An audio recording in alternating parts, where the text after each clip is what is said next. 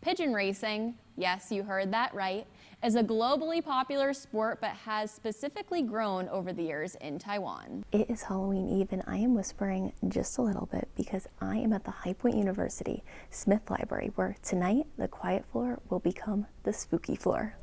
Students, don't forget to grab your purple shirt at the campus concierge, as it will serve as your ticket to the game. President Trump ordered that all American flags throughout the U.S. are lowered at half-mast until Sunday evening at 6 p.m. Elections in more recent years, we've really gotten to a point where there's so much division and so much hostility around who's voting for who agrees with what policies. 2 Americans were injured in a shark attack that occurred while they were vacationing in Bimini, a chain of islands in the Bahamas. High Point University was founded in 1924 by leaders of the United Methodist Church. Today, HPU Chapel welcomes students from all backgrounds to take part in interfaith worship. Reverend Preston Davis, a pastor ordained within the United Methodist Church, shares more about HPU Chapel and what it is like to lead the chapel organization. We're certainly Methodist influenced. If you come in there, there's certain signs that would point to that. There's Methodist hymnals, which we don't use a lot anymore. I use the screen. But I'm ordained United Methodist, so the teaching you're going to get, while I'm theologically kind of a mutt, I grew up with charismatic parents. I'm drawn to traditions of the Black church. I'm drawn to some of the spirituality within the Catholic church. And I want students to see the best of a lot of traditions. And I think that's what makes chapel healthy, too. HPU Chapel is also home to various leadership groups and organizations, one being the Board of Stewards. Board of Stewards are one of the leadership groups of the chapel. They help with philanthropy. They're leading the breakout groups after chapel on Wednesday night. Many of them are leaders for HPU Sunday, which is the student-led worshiping community.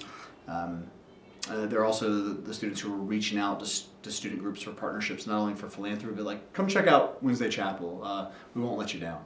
When asked what he would say to students who are nervous to come get involved in chapel life, Reverend Davis said this. I have empathy for the position that they're in. One of the hardest things to do for a young person is to walk across the threshold of a faith community. My continual experience, like last night, when we have an organization who came, they were about 40 people in their organization. They come and they are suspicious at first. And that's fine. We're all here to self-protect. We don't want to give ourselves anything we think that might not be of our own choosing, or that may potentially not be for us. But by the end of the service, everyone's singing.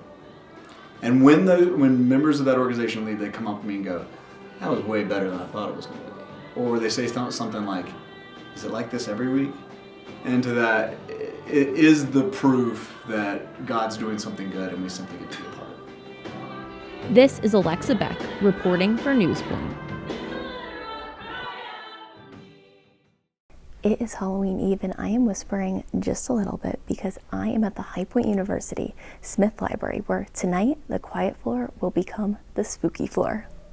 High Point University's library team hosted a Halloween event where students could take part in a scavenger hunt while walking through a haunted house experience on the 3rd floor of the library. I sat down with Brian Nichols, the librarian who organized the event. The idea for the Haunted Library came, it actually stems probably about 9 or 10 years ago, actually, because when I first started here working part-time, in the evenings, one of my tasks was to shut down the library once we closed it. And I don't know if you've ever been in a library after dark before, but it's spooky. So I really wanted to capitalize on that sensation. Nichols explains why he decided the experience would be a unique way to foster student engagement at the library. I also wanted to turn people's expectations of what a library could be completely on their head and show them that the library is not just this, drab, beige building where you can go and get books and research help. It can be something really spooky. It can be something really visceral, It can be something completely different than what we perceive it to be.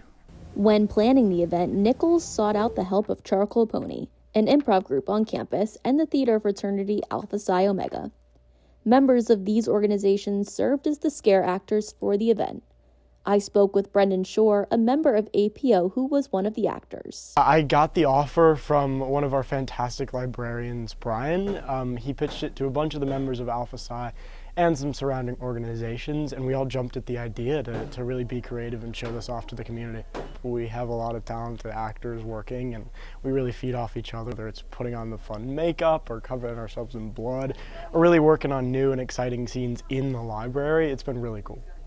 The event was a huge success and was filled to capacity with students who wanted to experience the haunted library. To learn more about upcoming library events, make sure to follow at HPU_library on Instagram. This is Alexa Beck for NewsPoint.